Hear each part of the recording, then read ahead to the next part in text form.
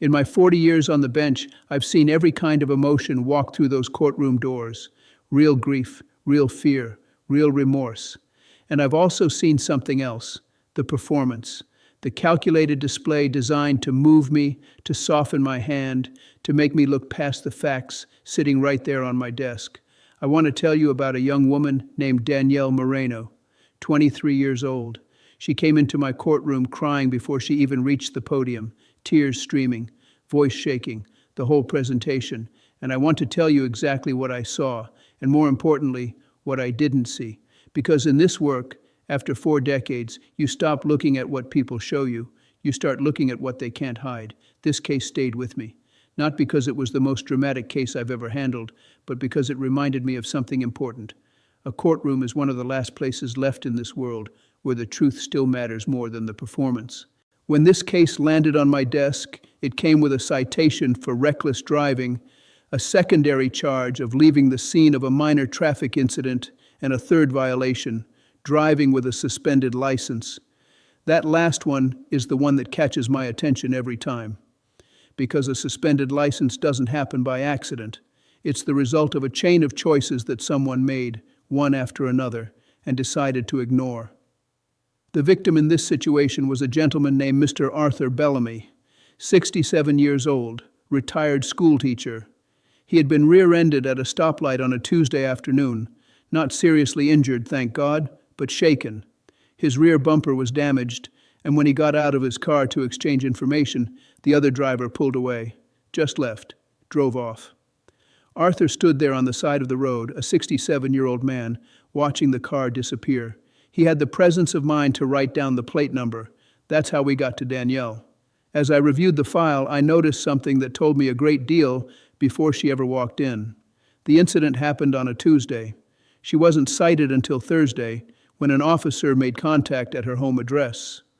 2 days had passed, 2 days in which she could have done the right thing, called the police herself, contacted Mr. Bellamy's insurance, reached out in some way. She didn't.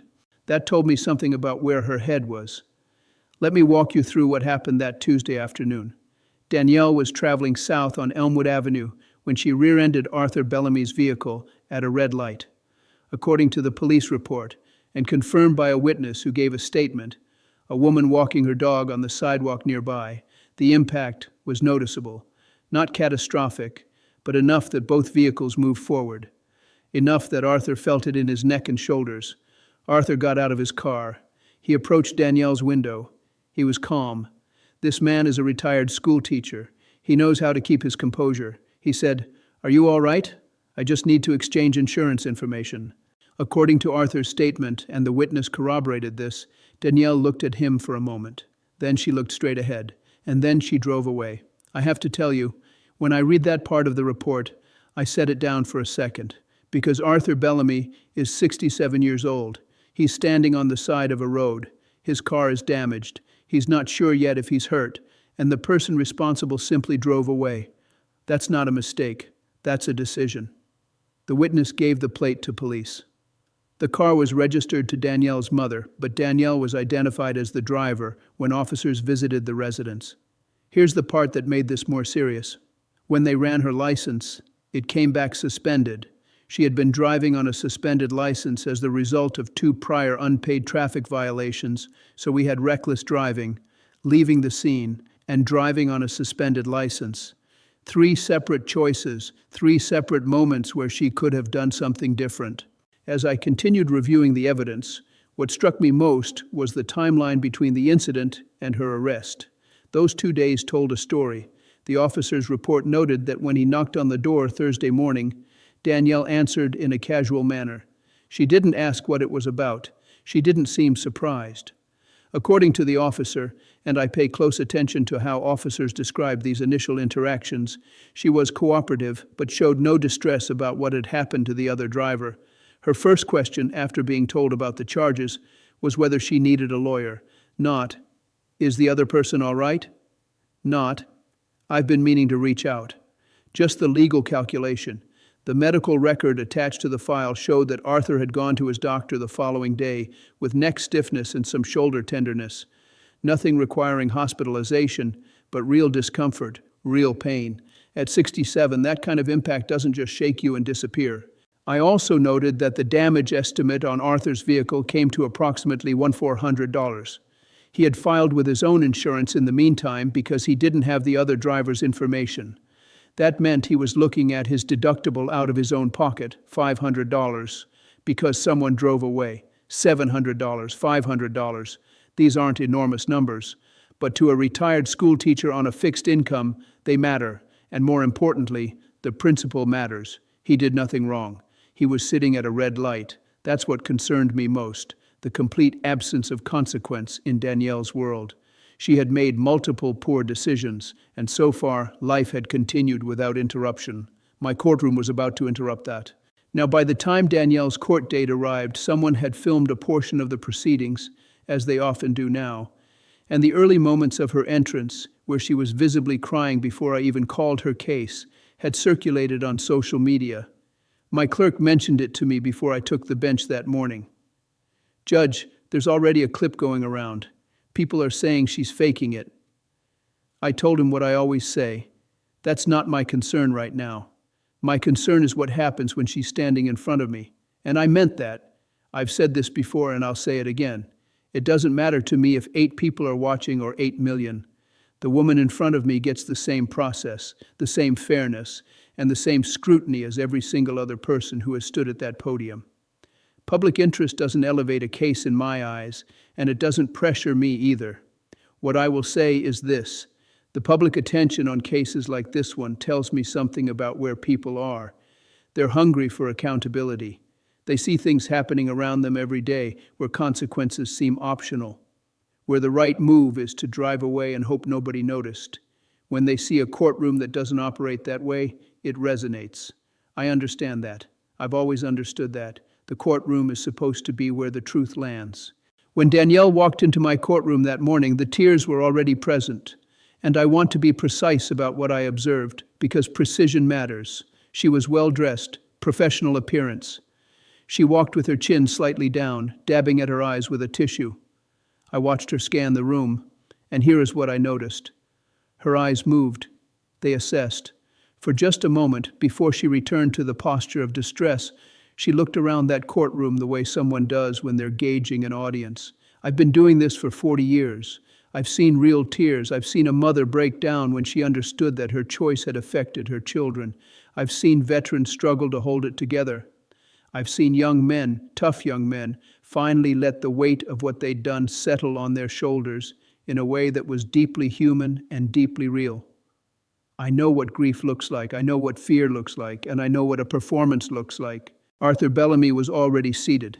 He was quiet, dignified, a folder in his lap with his documents. He didn't look at her with anger. He just sat there. I called her case. She approached the podium still crying. Before I could begin, she said, "Your Honor, I just want to say I'm so sorry." I held up my hand gently. "Miss Moreno, I appreciate that. We'll get there. Right now, I need you to answer a few questions for me." She nodded, tears continuing. I said, "Miss Moreno, you're charged with reckless driving, leaving the scene of an accident, and operating a vehicle with a suspended license. How do you plead?" "Guilty," she said, her voice breaking. "I'm so guilty, Your Honor, and I'm just so sorry. I've been sick about this." I said, "Miss Moreno, I'm going to ask you to take a breath." She did. The tears continued. I looked at her for a moment, then I said, "Let me ask you something. After the accident on Tuesday, did you contact Mr. Bellamy's insurance company?" No, Your Honor, I was scared. "Did you contact the police?" "No, Your Honor." "Did you attempt in any way to reach the other driver?" A pause. "No." I said, "So from Tuesday afternoon to Thursday morning, 2 full days, you took no action to address what had happened?" She looked down. "No, Your Honor. I was scared, and I know that was wrong, and I am so sorry." I said, "Miss Moreno, I hear that you're sorry, but I want you to understand something, and I want you to hear me clearly." I paused.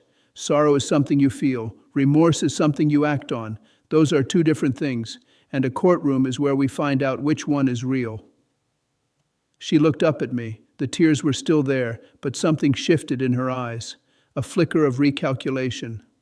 I continued, You had a suspended license before you got in that car. That wasn't a surprise to you. You knew. You chose to drive anyway. Then you were involved in an accident. You saw Mr. Bellamy get out of his car, a 67-year-old man, and you drove away, and for 2 days you made no effort to make it right. I turned briefly to Arthur. Mr. Bellamy, I want to give you a moment. Would you like to say anything? Arthur stood. He was measured. He said, Your Honor, I taught school for 32 years. I've seen a lot of young people. I don't hold any anger. I just want to make sure she understands that what she did had a real effect. I had to take time off. I still do some tutoring because of the neck pain. I had to pay my deductible, and I had to stand on the side of that road and watch someone decide I wasn't worth stopping for. I said, Mr. Bellamy, thank you. That took grace. I turned back to Danielle. She was crying again. And this is the moment I want to describe carefully because it matters. The tears came back at full volume the moment attention returned to her. And I thought to myself, I have to be fair here, I have to be certain. But I have been in this room a very long time. I said, Miss Moreno, I want to ask you something personal, and I want you to think before you answer me. She waited. What were you most upset about this week? What happened to Mr. Bellamy, or the situation you found yourself in? The courtroom was very quiet. She started to cry harder. Both, Your Honor, both. I nodded slowly. I appreciate the honesty of including yourself in that answer. I've been on this bench long enough to know that sentencing is never about making myself feel better about a situation. It's never about satisfying the public. It's about the person standing in front of me and what they need to understand going forward. Before I spoke, I looked at Danielle one more time. The tears were there, but so was something else, a waiting, a watching, to see how this would go. I said, Miss Moreno, I want you to understand something. I paused, let the room settle. Tears are not a currency in this courtroom. They don't reduce charges. They don't repair damaged bumpers. They don't unstrain a 67-year-old man's neck. What matters here is not how you feel in this moment. It's what you do after you leave. I continued. You're 23 years old. That's young. And I don't say that to minimize what you did. I say it because you have a long road ahead of you to become the person you want to be. But that road starts with understanding that accountability isn't something that happens to you. It's something you choose. I looked at my notes, then back at her. Here is what I'm ordering. First, you will pay full restitution to Mr. Bellamy, $500 to cover his deductible, and I want that processed within 60 days. Not because a dollar amount fixes anything, but because he should not be paying out of his own pocket for a choice you made.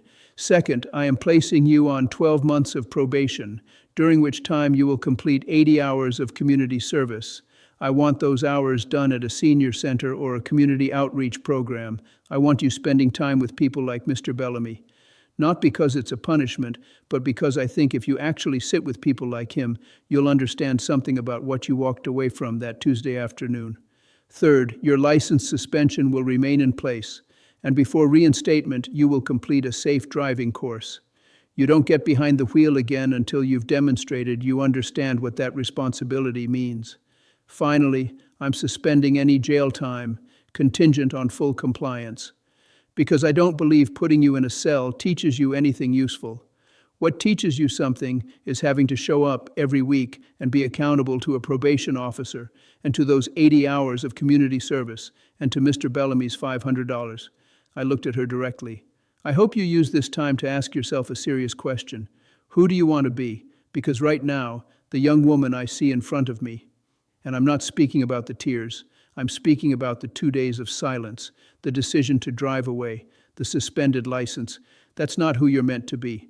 I genuinely believe that, but believing it isn't enough. You have to choose it.